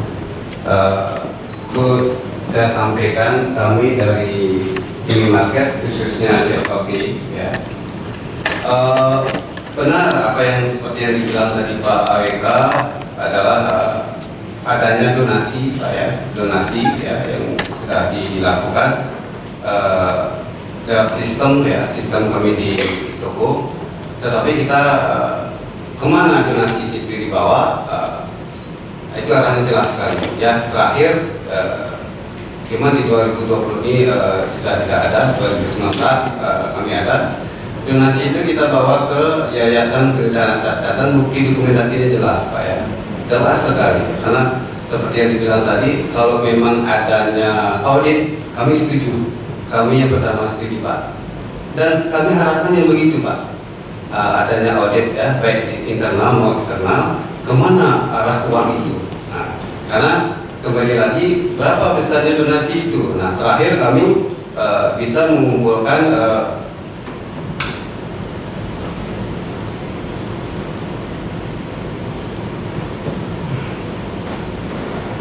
kurang lebih sekitar 79.439.180 rupiah. Ya, itu jelas, itu sistem Pak yang jalan. Kita nggak bisa main-main dalam hal itu. Kalau ada kesalahan sedikit pun rupiahnya, ya itu sudah jelas larinya kemana-mana Pak ya. Itu ranahnya. Secara tertib administrasi perusahaan kami adalah itu yang kami utamakan, karena standar perusahaan kami adalah standar ISO, tidak main-main dalam hal itu. Terus yang kedua, sampai saat ini kita tidak pernah menemukan yang namanya kotak amal Pak ya. Kotak amal khususnya di tempat kami di CKK belum pernah ada Pak ya. Entah kenapa, mungkin karena harus standarnya harus jelas dari perusahaan kami, sehingga dia mungkin takut menaruh yang namanya kotak amal di perusahaan kami ya. Nggak tahu yang kalau di tempat-tempat lain yang tidak tahu, yang jelas sih kalau yang makan mungkin di nasi padang, sate kambing itu yang berapa kali pernah lihat lah, cuman itu bukan fokus kami. Yang jelas pernah kami melihat kotak-kotak amal itu di nasi padang itu banyak tuh Pak. Saya nggak tahu tuh yang punya siapa, saya nggak tahu. Itu yang jelas bukan urusan kami. Kami di minimarket organisasi jelas, saya sekali lagi kami sampaikan terima kasih undangannya, kemana arah donasi kami. Nah, perlu juga kami sampaikan gimana caranya biar masyarakat luas itu membayar ya, ini di luar ini dikit nih jalur membayar dengan sistem Visa debit Pak, biar tidak ada kesan 200 rupiah, 1000 rupiah, 750 rupiah ini bawa kemana nih. Karena ada acuan mungkin dari teman-teman mau nggak dijadikan donasi untuk amal itu Pak ya. Kami sarankan kepada masyarakat untuk bayar dengan debit Pak, biar tidak ada artinya pembalian 100, 200 itu terus terang aja kami pernah kesulitan masalah uang receh itu Pak ya. pernah kesulitan. Gimana caranya memberikan konsumen itu pembelian uang itu yang 100-200 rupiah itu kita sampai istilahnya diskusi langsung dengan BI juga, para bank-bank juga. Maka kami sarankan untuk selanjutnya lebih baik pakai uang debit itu, dan semua minimarket kan melayani hal itu. Tidak ada istilah clear jadinya Pak ya. Mau Bapak belanja 8.200 rupiah itu clear, dipotong 8.200 rupiah di ATM-nya. Itu yang kami sarankan. Mungkin kedua semua atas waktunya. Terima kasih, tadi saran yang bagus ya. Nanti ini sambil digitalisasi ya. Jadi kami coba kami kaji dari aturan hukumnya dari mana. Ya, di beberapa supermarket sudah dijalankan seperti itu. Ya, di Jakarta, yang lain juga di Serpong dan juga di beberapa tempat ya, di Sentul sudah banyak seperti itu. Bagus ya idenya. Mungkin Bali bisa menjadi pertama kali ya. Jadi datangnya harus lewat debit. Susul lagi, nanti kami butuh info karena kami akan nanti menghubungi. Silakan selanjutnya dari Alfamart dan silakan. Terima kasih atas waktu dan kesempatannya. Sebelumnya kami memperkenalkan diri, nama saya Komang Muradun. Saya kebetulan di Alfamart itu sebagai korporat legal. Mohon maaf Ratu, kebetulan sebelumnya Ratu boleh gambar kami kalau nggak salah 2 kali di Ubung, waktu itu ke kantor di Ubung, dan yang sebelum itu di Bypass Bypass 2019. Nah, terkait dengan materi rapat siang ini, kami dari Alfamart mungkin untuk menambahkan saja Pak, karena kami kebetulan di asosiasi usaha retail, artinya secara sistem teknis mungkin hampir mirip baik itu Alfamart dan Sekali K. Nah, perlu kami tambahkan terkait dengan kotak amal. Kebetulan khususnya Alfamart di Bali, khusus untuk kotak amal itu ditiadakan. Walaupun secara aturan kotak amal itu apabila ada yayasan ataupun lembaga masyarakat yang ingin menempatkan kotak amal itu kan persyaratan harus perizinan, seperti yang disampaikan Pak Kadis tadi. Tapi kebijakan kami di Bali itu untuk sementara kotak amal itu ditiadakan. Namun dari tahun-tahun sebelumnya kotak amal itu di Alfamart Bali itu memang tidak ada. Terkait dengan yang disampaikan Pak Adi Nike terkait dengan donasi konsumen, artinya di kasir kami itu memang betul menawarkan kepada konsumen yang kembali 200 rupiah atau 300 rupiah itu ditawarkan ke donasi.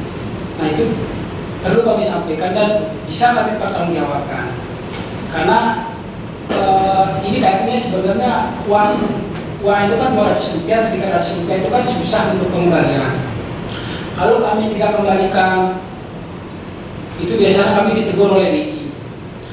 Dan sekali lagi biasanya konsumen, kalau konsumen mohon maaf agak yang saklek, uang 300 rupiah pun kadang nggak dikembalikan sama kasir kami. Kadang-kadang diekspos di media, ini Alfamart ngumpulin 300 rupiah, 200 rupiah udah kasih. Nah, itu kan itu menjaga image kami. Nah, kami mengambil suatu kebijakan bukan di perusahaan kami saja, tapi di asosiasi, yaitu Asosiasi Pengusaha Retail Indonesia, itu sifatnya nasional. Ya, kalau boleh tahu itu rekeningnya ditampung di rekening perusahaan atau langsung ke pusat perusahaan?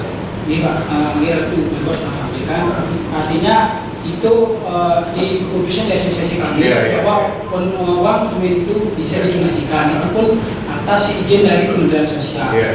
Nah, singkat yang belum disampaikan bahwa hasil donasi itu dikumpulkan oleh suatu badan atau yayasan yang terdaftar di Kementerian Sosial. Maksudnya yang menentukan pusat. Jadi artinya di Bali ada tidak panti yang ada, misalkan apa di Bali ini ada yang diberikan tidak? Untuk penyalurnya Ratu. Penyalurannya saja. Kalau donasi itu terkumpul itu masuk ke pusat. Di pusat itu bekerjasama dengan yayasan yang ditunjuk oleh Kementerian Sosial, oleh Pak Kadis ya. Yayasan yang bekerja sama dengan Alfamart itu terdaftar di Kementerian Sosial. Itu pun dana dikelola oleh yayasan. Nah, Dari yayasan ini menyalurkan ke semua daerah, khususnya Bali. Misalnya saya sampaikan kebetulan selain saya di legal, saya kebetulan di corporate communication, itu membidangi CSR salah satunya. Misalnya pada saat pandemi kami memberikan donasi kepada rumah sakit di Sanjiwangi di Gianyar, itu berupa APD. Yang kedua, yang terakhir kami memberikan bantuan donasi dari konsumen, itu bisa diperolehkan ke bekerjasama dengan Dinas Pendidikan Tabanan, Buleleng, dan fasilitas rel kalau Ratumen Gunung. Dulu sempat yang kami kepentingan kami cuma penyaluran pusat. Iya, Nanti ini urusan Senayan sama pusat. nanti jalur itu bisa kami Kita boleh periksa. terdaftar di Kementerian Sosial. Oke, Jadi mungkin itu yang kami sampaikan. Sehingga katanya intinya kami di Bali itu kalau boleh tahu, sepengetahuan itu ini berbasis agama, ini sumbangannya apa? Ini memang sumbangan dari gerakan yayasan yang nasionalis atau memang yang berbasis agama? kami konsisten, agama itu independen, tidak ada usaha agama dan lain sebagainya. Intinya sumbangan itu disalurkan tidak berusaha dan agama. Contohnya kami kayak di Jawa Tengah kemarin membangun satu jembatan antar lingkungan. Jadi misalnya lingkungan A dan lingkungan B tidak ada itu kami perbaiki itu gitu loh. Baik, nanti secara hukum ya, masukkan ke agenda sidang Jakarta ya untuk ke Alfamart Pusat ya. Jadi kita mohon diperiksa itu yayasannya apa sih. Terima kasih ya. Jadi Bali memang saya tahu sih cuma tersistem saja, jadi hanya mengikuti. Mohon dijaga gawang lagi. Terima kasih atas kebijakannya untuk sementara dari awal sampai sekarang tidak ada kota amal kan begitu ya. Nah, jadi tapi mungkin kami akan lebih fokus untuk Bali lebih kepada secara digital ini, sumbangan secara digital ini yang menjadi perhatian kita kan begitu. Kita tentu harus waspada, seperti ini. Oke. Baik, terima kasih. Selanjutnya ada dari Indomaret. Dan Indomaret. Kalau Pak Heri siapa? Pak Heri Krisna dari mana? Dari Minang. Oh ya, kita ada berita sebenarnya. Ini di Indomaret ya. 2 orang Indomaret datang ya. Iya Pak. Oke, silakan berbicara. Oke, selamat siang. Terima kasih untuk waktunya. Mungkin Langsung aja. sama seperti yang lain, kalau dari kami memang betul kata Pak Sunarto tadi, semua terstruktur dari pusat, termasuk dengan sumbangannya dari nominal sumbangan kecil-kecil 100 rupiah itu nanti bisa dicek langsung dari PT pusat. Itu untuk pertama itu, untuk kedua mungkin dari dinas sosial saya minta mungkin aturannya yang jelas, kami nanti minta mungkin kopiannya. Jadi dengan itu kita bisa menolak adanya kota amal kalau tidak ada izin. Udah intinya itu seperti itu aja. Kita mengikuti semua aturan termasuk juga bersama dengan kepolisian dan semua jajaran di wilayah Bali. Mungkin itu saja. Dari info sampai sekarang ini ada kota amal di Indomaret? Di Indomaret selama ini tidak ada. Dulu pernah ada di daerah Tabanan itu dari pura tertentu, cuma sudah kita tolak karena tidak ada izinnya. Sudah sempat berjalan dulu tahun 2018 cuma hanya 1-2 bulan. Sekarang ini cuma tidak ada. Tidak ada. Itu yang dibutuhkan. Siap. Terima kasih ya. Silakan dari Pak Yeri dari Minimark ya. Silakan. Ya, terima kasih atas kami salah satu perusahaan minimarket yang berbasis lokal di Bali ya. Jadi kami hanya ada di Bali saja. Jadi terutama seperti yang disampaikan tadi, wilayah zona merah Badung termasuk Gianyar ya. Jadi kebetulan kami berada di wilayah pariwisata Pak. Jadi minimarket kami kebanyakan berada di wilayah pariwisata, di mana perlu kami sampaikan di sini secara SOP atau peraturan perusahaan kami memang dari awal berdirinya perusahaan sampai dengan saat ini kita tidak ada membenarkan bahwa ada kotak amal di minimarket kami. Jadi seperti itu. Dan yang kedua, secara sistem dan lain sebagainya, apabila itu akan diatur segala macam, ya pasti kami akan berkoordinasi dengan dinas sosial dan dinas perizinan, terutama dengan kepolisian daerah Bali. Hal tersebut yang bisa kami sampaikan pada waktu ini. Jadi sekian, terima kasih. Bapak ada berapa cabang? Saya ada di Bali Pak, kurang lebih terakhir kami ada kisaran hampir 200 online di Bali. Tapi untuk pada saat pandemi ini ya kami tiarap dulu sementara. Biar kontraknya mahal. Iya. Ya, terima kasih Pak ya. Jadi kerjasama yang baik jika sesuatu ikuti arahan dari pemerintah ya, terutama di injury time ini saja Pak. Saya yakin setelah 2021 akan aman semua ya. Jadi kita dukung dulu pemerintahan Pak Joko Widodo ini. Baik, yang merujuk terakhir ada beberapa kantor yang saya mintakan dari Kementerian Agama, apa yang disampaikan dari Ibu dari dinas ya untuk terpadu dari Satpol. Segera dari Bapak dari mana? Dari dinas sosial. Oh, Kabupaten. Oh ya. Kalau Bangli aman Pak. Aman. Kondusif. Oke. Laris dari Kemenag dulu yang terkait tentang Oh, langsung ya, pertama dari pertama ini kami akan ditindaklanjuti di Kementerian karena ada memang lembaga yang terdaftar di Kementerian Agama. Kami akan surat bersama dinas sosial dan terkait untuk mensosialisasikan kembali juga terkait dengan kotak aman ini. Mungkin ada beberapa yang melakukan tindakan itu di Kementerian Agama, tentu yang kami mengenal nanti lembaga-lembaga yang memang terdaftar di Kementerian Agama. Segera kami akan sosialisasikan. Segera juga kami akan lapor kepada atasan terkait dengan keberadaan kotak aman ini. Demikian yang bisa saya lakukan. Suksma, silakan dari dinas.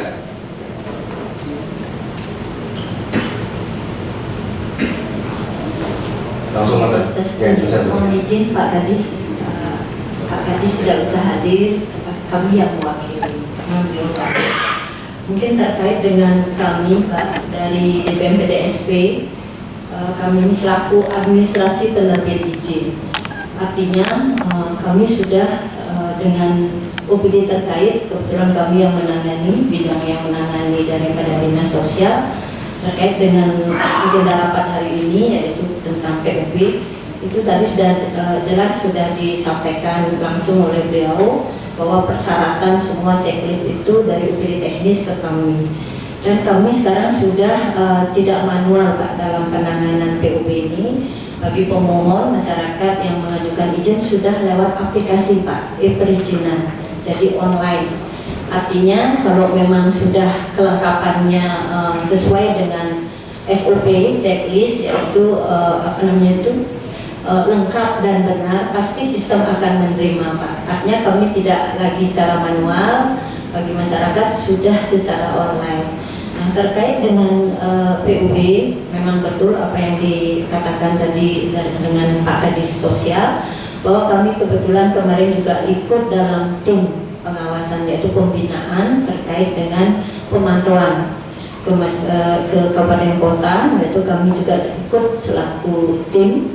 Memang ada beberapa, mungkin salah satunya yang dapat kita temukan dalam kemarin tim kami juga dengan dari Polda ikut, Pol PP, itu ada satu yaitu ini Pak, apa namanya itu dagang bakso yang Ayumi nanti.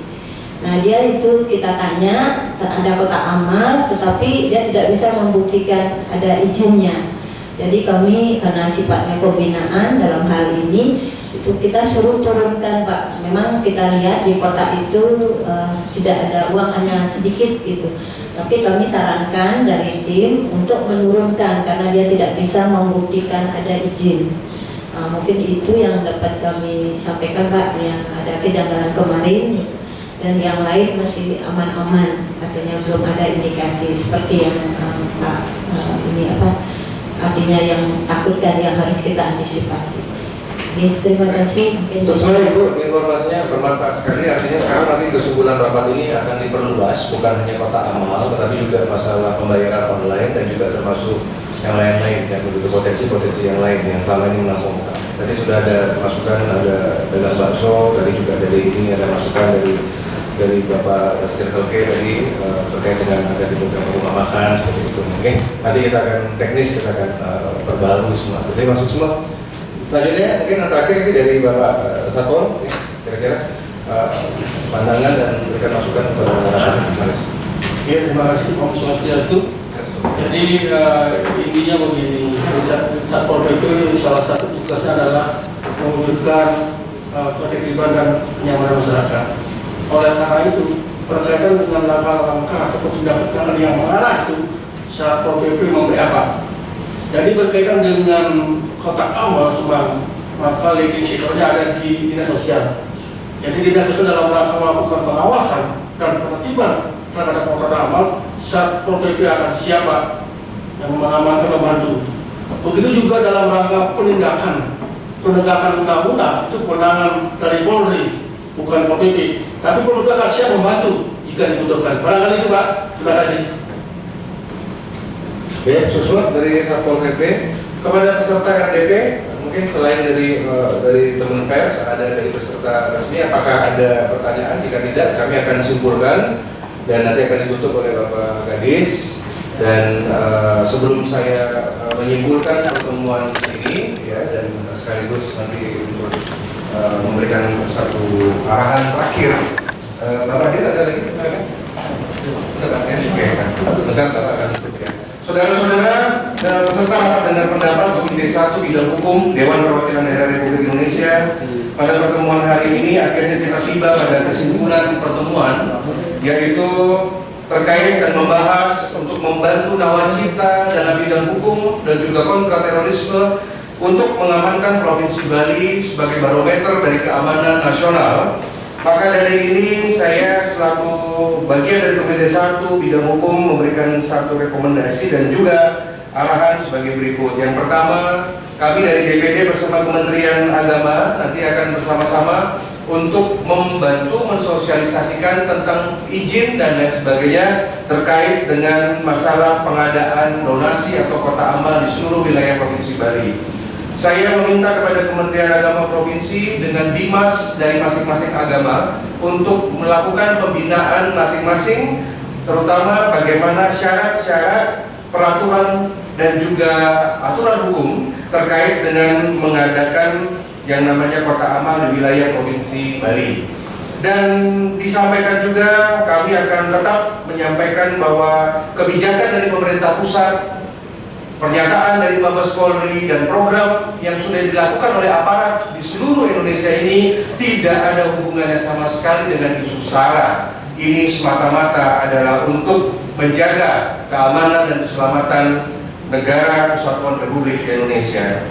Kemudian yang kedua, dari pertemuan ini kami menjadi materi sidang di Jakarta, di ibu kota pada bulan Januari diperluas. Artinya tidak kepada fokus kepada masalah kotak amal, kami akan memberikan masukan kepada Kapolri, juga kepada PPATK, juga kepada BNPT dan stakeholder yang lainnya, bahwa terdapat suatu masukan-masukan dari aspirasi masyarakat Bali sesuai Undang-Undang MD 3, yaitu tentang adanya potensi pengumpulan kotak amal di beberapa tempat-tempat yang lain. Seperti secara teknis terkait dengan ada warung-warung tertentu, misalkan ada tukang cukur dan lain sebagainya, dan ini yang akan kami berikan masukan. Dan salah satu yang terpenting adalah agar jangan lalai dengan sistem donasi secara digital.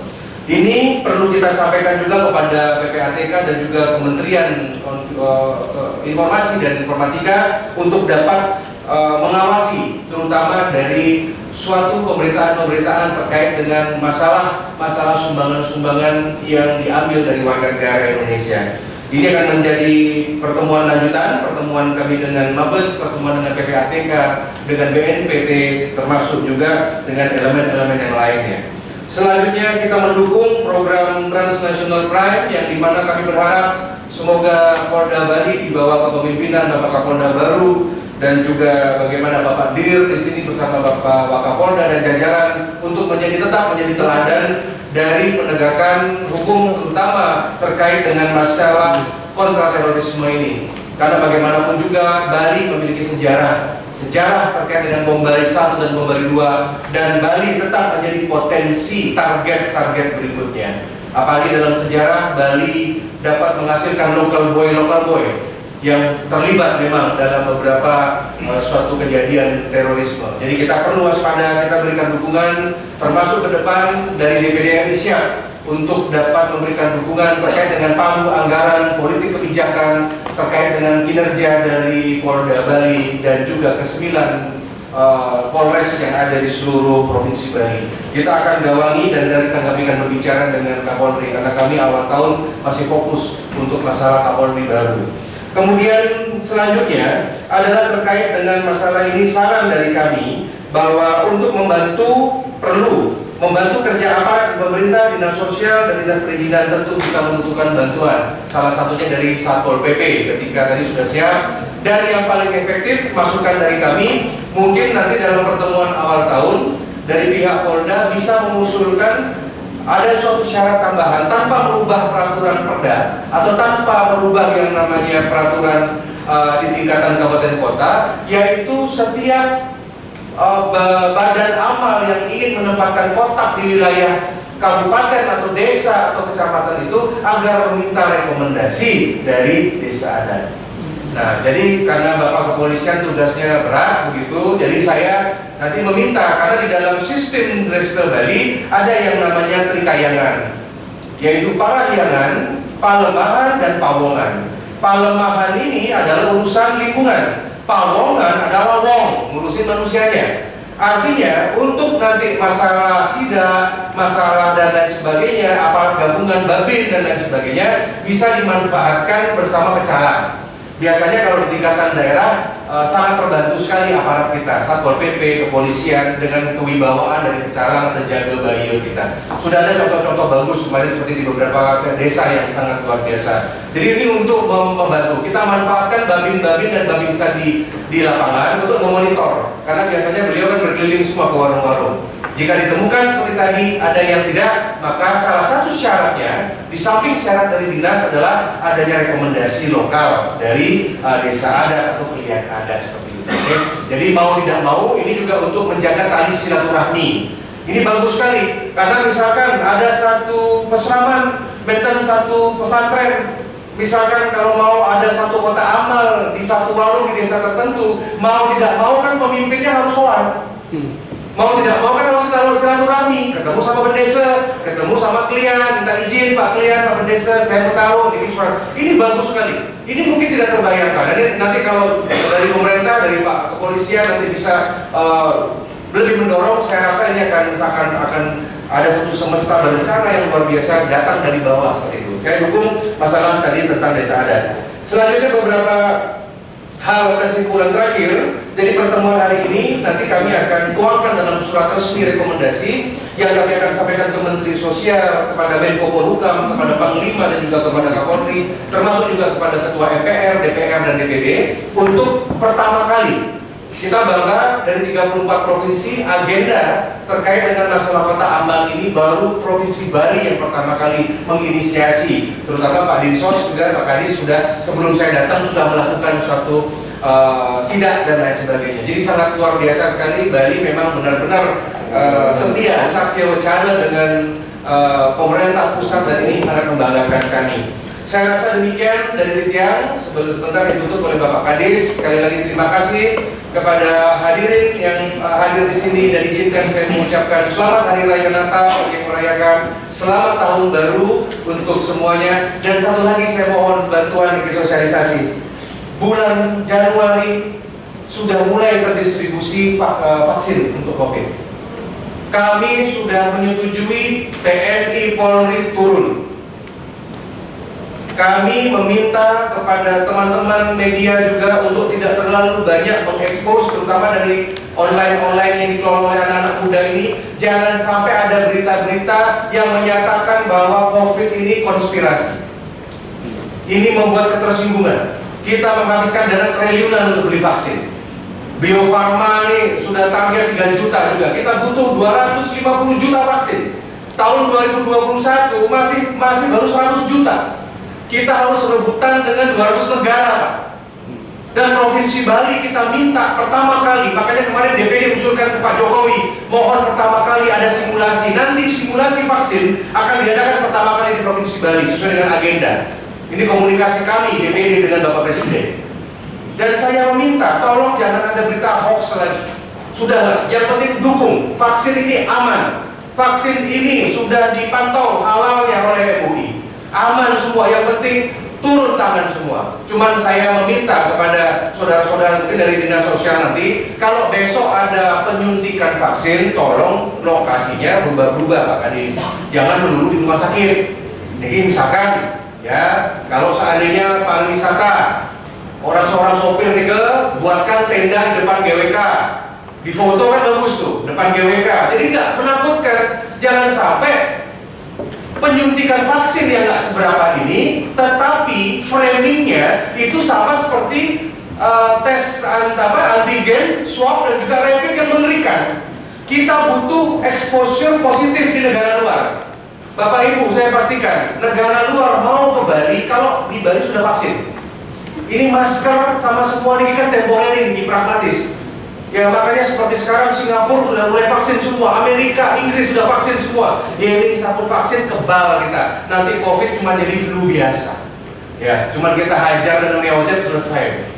Ya begitu. Itu tujuannya Bali pertama kali yang akan dorong, harus pertama kali ke DPR kita dorong. Tidak ada alasan yang lain. Pertama Pak Presiden, nanti Menteri, DPR, DPD, pejabat TNI Polri, nakes akan pertama kali. Untuk masalah kewilayahan, kita meminta daerah pariwisata seperti Batam, Kepri, Bali, Yogyakarta pertama kali. Karena nanti kita akan hidup dari pariwisata. Mohon didukung itu. Kemudian juga tolong exposure lebih bagus. Kalau nanti ada pegawai-pegawai dari dinas sosial, jangan di ruangan, jangan di rumah sakit, jangan di puskesmas, suntiknya cari lokasi yang agak kelihatan instagramable seperti itu. Itu pesan dia. Dunia luar paham kalau di Bali sudah melakukan suatu vaksinasi massal yang luar biasa. Dan kemarin TNI kita minta turun, ya, untuk membantu, maka distribusi dan lain sebagainya kita akan dukung sekali, turun semuanya. 3 bulan selesai Astukade sampai Maret. Kalau sudah Maret selesai, evaluasi sebulan, bulan libur pada bulan April Mei internasional sudah bisa dibuka secara total. Jadi kita buka bertahap dulu. Yang penting jangan gaduh di Bali seperti itu. Saya rasa demikian tambahan dari kami. Terima kasih Pak Dir, ya, terima kasih dari Bapak Ibu dari kepolisian, dari pemerintah dan sebagainya. Pak Kadis, kami bisa untuk ditutup. Matur suksma. Wassalamualaikum warahmatullahi wabarakatuh. Salam sejahtera. Shalom. Om Namo Buddhaya. Om Santi Santi Santi Om. Terima kasih. Baik, terima kasih sekali lagi apa yang disampaikan dan juga apa yang tadi ada pertanyaan. Mari kita sepakati bersama. Karena ini berulang dan ini kembali kepada tujuan kita dari oleh untuk kita, bagaimana kita menjaga, kemudian bagaimana kita menata dan mengawal semua ini. Pada saat itu sekali lagi saya mengucapkan terima kasih atas masukan, kemudian saran yang tadi disampaikan, dan ini untuk kita melangkah lebih jauh dan juga disibukkan. Sekali lagi saya selaku Kepala Dinas Sosial Provinsi Bali berterima kasih atas perselenggaranya daripada pertemuan kali ini, Pak WK, Pak Senator, kemudian Pak Dir, dan kemudian Pak Hadir, dan kemudian teman-teman yang lain dan siang lain, rekan-rekan yang lain, para pengusaha, alfamart dan sebagainya. Mari kita bersama-sama mengawal ini dengan baik dan benar. Baik belum tentu benar, benar belum tentu baik. Apalagi mari kita kawal dengan baik dan benar. Saya ini dengan Pranama Santi, Om Santi Santi Santi Om. Wassalamualaikum warahmatullahi wabarakatuh. Salam sejahtera untuk kita semua, raih sukses. Terima kasih. Ada kata-kata? Terima kasih.